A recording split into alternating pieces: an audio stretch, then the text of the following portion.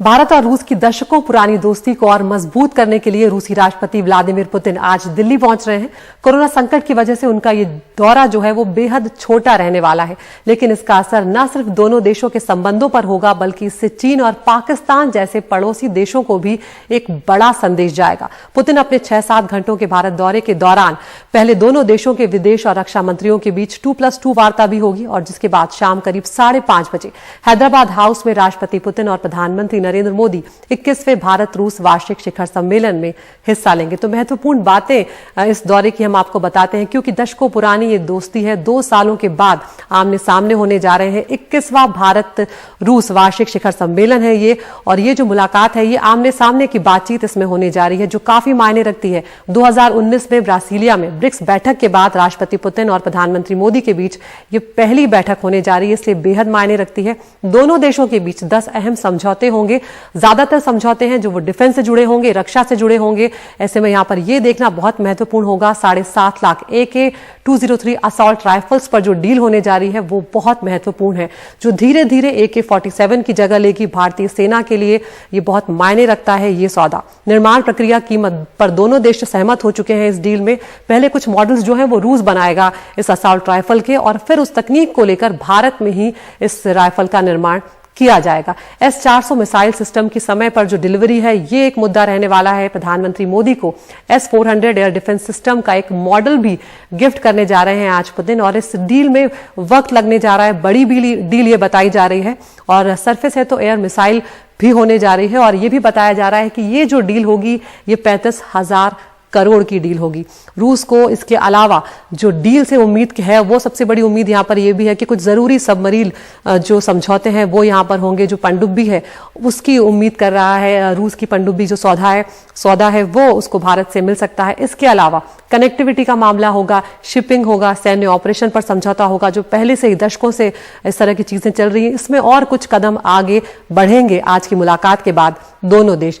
इसके अलावा यहां पर यह भी महत्वपूर्ण होगा कि अफगानिस्तान में जो बदलते हालात हैं उस पर दोनों देश जरूर चर्चा करेंगे, क्योंकि हम जानते हैं कि रूस ने अफगानिस्तान से जो अपना दूतावास है उसे नहीं हटाया है। वहां पर जमीन पर उसका दूतावास चल रहा है। ऐसे में उनके लिए काबुल में बदलते हालात काफी मायने रखते हैं।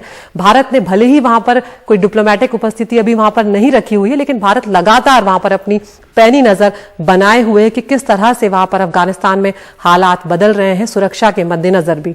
इसके अलावा नवंबर 2019 के बाद चूंकि दोनों नेता पहली बार आमने सामने होने जा रहे हैं, तो यहां पर उनके साथ साथ इस मुलाकात में जो रूसी विदेश और रक्षा मंत्री हैं वो भी भारत दौरे पर होंगे और अपने समकक्ष यहां पर वो मुलाकात करेंगे, भारत के विदेश मंत्री और भारत के रक्षा मंत्री में भी। और दोनों ही देशों के जो मंत्री हैं उनकी ओर से एशिया प्रशांत क्षेत्र की जो स्थिति है और अफगानिस्तान और सीरिया का जो घटनाक्रम है उस पर प्रमुख क्षेत्रीय और अंतर्राष्ट्रीय विषय जो हैं उन पर भी गहन चर्चा होने की उम्मीद है।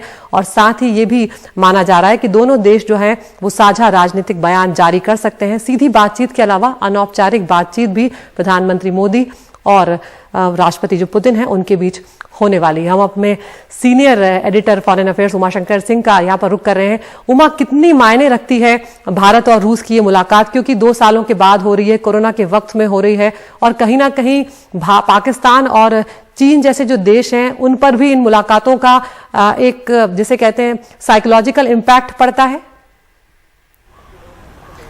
जी देखिए, जो डिप्लोमेटिक सर्किल है उसमें आज 6 दिसंबर को फुल रसिया डे के तौर पे देखा जा रहा है। यानी कि इंगेजमेंट का जो लेवल है, बेशक टाइमिंग बहुत कम है, पुतिन जो है यहाँ पे 5-6 घंटे के लिए ही आ रहे हैं, लेकिन जिस तरीके का इंगेजमेंट होने जा रहा है इसलिए ये नाम दिया गया है फुल रसिया डे।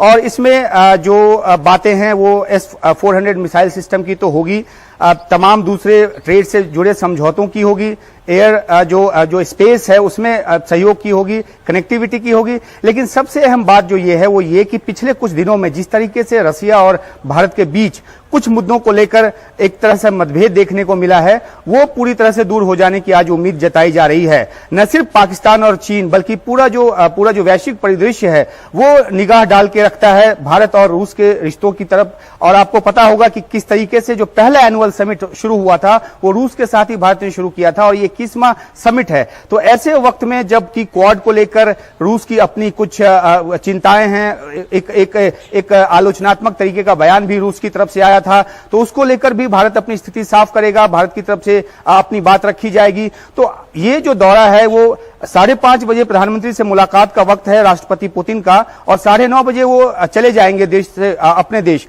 लेकिन इन 4 घंटों में जो कुछ भी होगा वो माना जा रहा है कि ऐतिहासिक होगा और जिस तरीके से भारत और रूस एक परंपरागत सहयोगी रहे हैं उसी चीज को एक से बार फिर से पुनर्स्थापित करने वाला होगा। अफगानिस्तान के मुद्दे पर जिस तरीके से हमने देखा है कि चीन जो रूस है वो एक अलग टेक लेकर चल रहा है और माना जा रहा है कि भारत के टेक से थोड़ा अलग है, लेकिन जब एनएसए लेवल की बैठक हुई थी उसमें रूस ने भी शिरकत किया था और ये माना जा रहा है कि भारत और रूस जो है वो अफगानिस्तान में एक संयुक्त तरीके से अप्रोच करके कैसे आगे बढ़े उस पर भी जो चर्चा है वो कर रहे हैं, क्योंकि ये बैठक होने वाली है जिसके 10 बजे जो है विदेश मंत्री दोनों देशों के मिलेंगे। उसके बाद 11:30 बजे 2+2 की जो मीटिंग होगी जिसमें कि दोनों देशों के रक्षा मंत्री और विदेश मंत्री शामिल होंगे, तो एक पृष्ठभूमि तैयार कर देगा और जो पुतिन और प्रधानमंत्री मोदी जब मिलेंगे तो उस समय तमाम समझौतों पे जो है वो मुहर लग जाएगी और ये एक भारत और रूस के रिश्तों के प्रति एक ऐतिहासिक दिन साबित होने जा रहा है आज का दिन। बहुत शुक्रिया उमाशंकर इस तमाम जानकारी के लिए। आपके पास हम आते रहेंगे क्योंकि कुछ ही घंटों का ये पुतिन का दौरा रहने वाला है और बहुत ये मायने यहाँ पर रखिएगा।